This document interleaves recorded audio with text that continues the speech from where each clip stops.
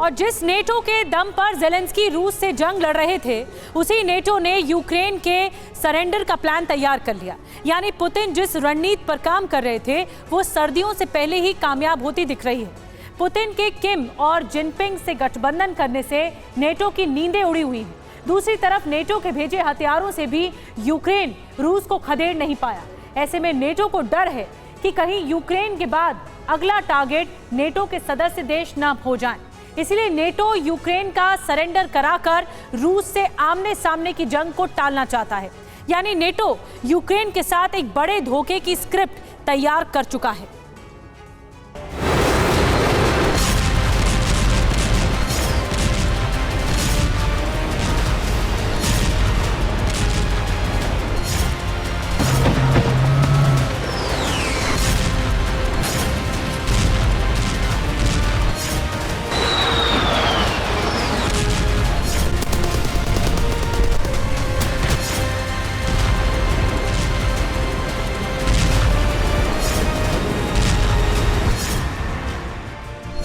NATO ने मानी हार, यूक्रेन का सरेंडर प्लान तैयार।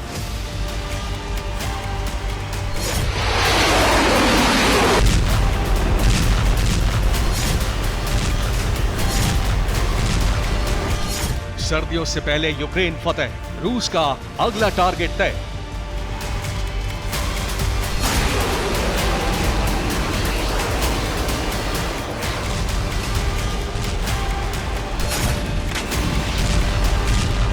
जंग के 17 महीने बाद या तो ज़ेलेंस्की देश छोड़कर भागेंगे या फिर आत्मसमर्पण करेंगे।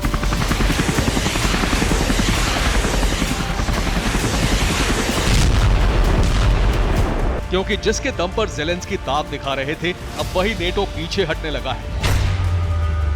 न सिर्फ नेटो पीछे हट रहा है, बल्कि यूक्रेन के सरेंडर की पटकथा भी तैयार कर ली है।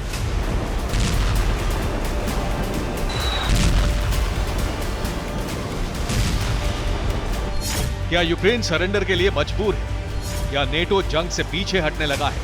क्या रूस के आगे बेबस नजर आ रहा है नेटो? इन तमाम सुलगते सवालों के जवाब आपको बताएं, उससे पहले नेटो की वो विस्फोटक नसीहत आपको बताते हैं जिसने कीव में कोहराम मचा दिया है। बड़ी हैरानी की बात है कि यूक्रेन के सरेंडर के लिए नेटो ने शर्तें भी तय कर ली हैं और पूरी प्लानिंग भी बना ली है। अगर यूक्रेन रूस को कब्जे वाले इलाके सौंप देता है तो आसानी से ज़ेलेंस्की को नाटो की सदस्यता मिल जाएगी और इसकी कोशिश ज़ेलेंस्की काफी लंबे समय से कर रहे हैं। यूक्रेन को सदस्यता का झांसा देने के पीछे नेटो का डर है या फिर यूक्रेन से धोखेबाजी? क्योंकि पूरी दुनिया इस बात को जानती है कि अगर अमेरिका ज़ेलेंस्की को नहीं उकसाता तो यूक्रेन रूस में जंग की नौबत नहीं आती। युद्ध के 17 महीनों के बाद जब यूक्रेन सीरिया जैसा बनता जा रहा है, तब नेटो को जंग रोकने की याद आई है। नेटो के chief of staff Stian Jenssen ने कहा है, यूक्रेन को नेटो की सदस्यता मिल सकती है अगर इसके बदले में वो रूसी कब्जे वाले इलाके उसे सौंप दे। इस तरह से दोनों देशों के बीच जंग को खत्म कराने का समझौता हो सकता है। यानी नेटो खुद यूक्रेन से कह रहा है कि उन इलाकों को रूस को सौंप दो जिन्हें बचाने के लिए यूक्रेन ने जान की बाजी लगा दी।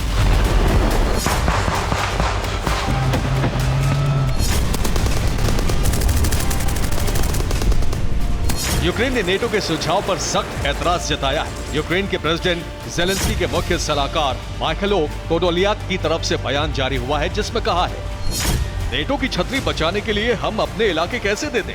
ये बकवास है। ऐसा करने से लोकतंत्र की हार होगी और रूस की सत्ता में बैठे ग्लोबल अपराधी को बढ़ावा मिलेगा।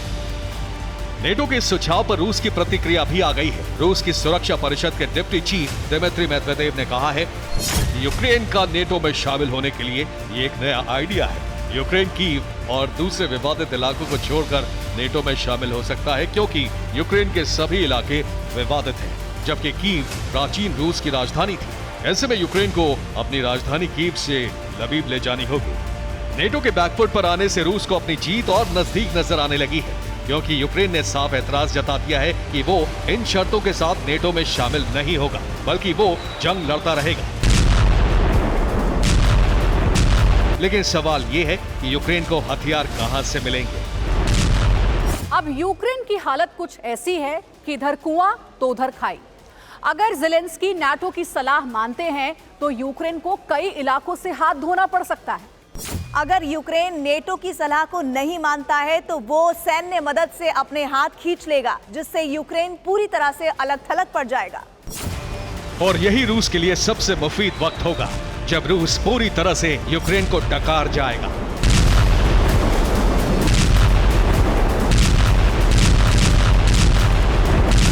दरअसल नेटो इस बात को समझ चुका है कि यूक्रेन ज्यादा वक्त तक रूस के सामने नहीं टिक पाएगा।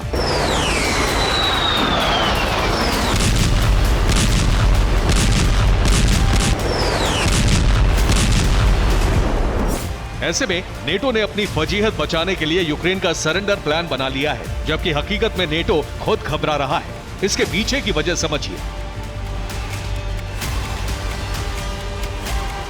पहली वजह है कि नेटो के दिए हथियार रूस को रोकने में नाकाम साबित हुए हैं। रूस ने नेटो के दिए 70% हथियार तबाह कर दिए हैं। दूसरी वजह है यूक्रेनी सैनिकों का हौसला टूटता जा रहा है। वो लगातार जंग लड़ने से थक चुके हैं। हथियारों की कमी से उन्हें हार का डर सताने लगा है। तीसरी वजह है कि रूस का चीन और नॉर्थ कोरिया के साथ मजबूत गठबंधन तैयार हो रहा है। यानी जिनपिंग और किम रूस को न सिर्फ हथियार सप्लाई करेंगे, बल्कि ताइवान और साउथ कोरिया के खिलाफ रूस दोनों देशों का साथ देगा।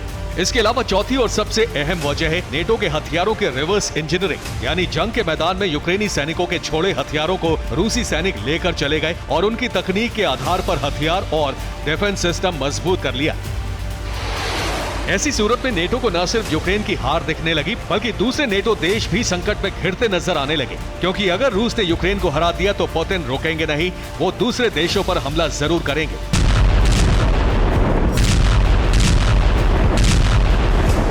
पोलैंड और बाल्टिक देशों के खिलाफ तो रूस ने बड़ी तैयारी कर ली है, क्योंकि पुतिन को पता है कि रूस ने नेटो के हथियार तबाह कर दिए हैं। दूसरी तरफ रूस ने अपने हथियारों का प्रोडक्शन तेज कर दिया है। पिछले 2 महीने में रूस ने हथियारों का प्रोडक्शन 400% बढ़ा दिया है और एक दिन पहले पुतिन ने 5 गुना तेजी से हथियार बनाने का ऑर्डर दिया है, जबकि नेटो के हथियार पूरी तरह एक्सपोज हो चुके हैं। खास तौर से जब से किम जोंग उन के साथ रूसी रक्षा मंत्री की तस्वीर सामने आई है, जिसमें वो नॉर्थ कोरिया के बनाए हथियार देख रहे हैं, तभी से नेटो के होश उड़े हुए हैं। दूसरी तरफ चीन से रूस के संबंध लगातार मजबूत होना भी अमेरिका के लिए एक चैलेंज है। अगले हफ्ते चीन के विदेश मंत्री मॉस्को पहुंच रहे हैं, जहां कई तरह के करार हो सकते हैं। यानी जहां रूस डिफेंस में लगातार मजबूत हो रहा है, वहीं नेटो यूक्रेन को हथियार देकर भी रूस का ज्यादा नुकसान नहीं कर पा रहा। उल्टा रूस ने यूक्रेन को नेटो से मिली टैंक बटालियन को पूरी तरह खाक कर दिया।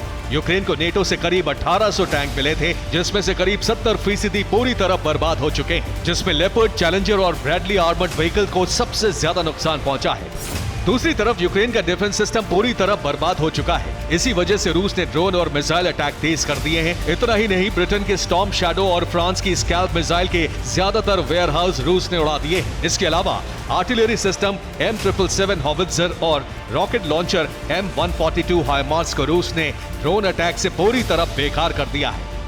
यानी अब यूक्रेन के पास सिर्फ सैनिक और मॉडिफाई किए हुए ड्रोन की खेप बाकी है। ऐसे में यूक्रेन ज्यादा दिनों तक जंग नहीं लड़ सकता। एक दिन पहले ही नेटो देशों ने यूक्रेन की सैन्य मदद का ऐलान किया है, लेकिन अब सरेंडर को लेकर यूक्रेन और नेटो में टकराव की वजह से मदद रोकी जा सकती है। ऐसे में यूक्रेन नेटो की धोखेबाजी का शिकार होकर पूरी तरह तबाह हो सकता है, जिसके बाद इतिहास के पन्नों में सिर्फ यही लिखा जाएगा, एक था Ukraine. Bureau report, TV9 Bharatvarsh.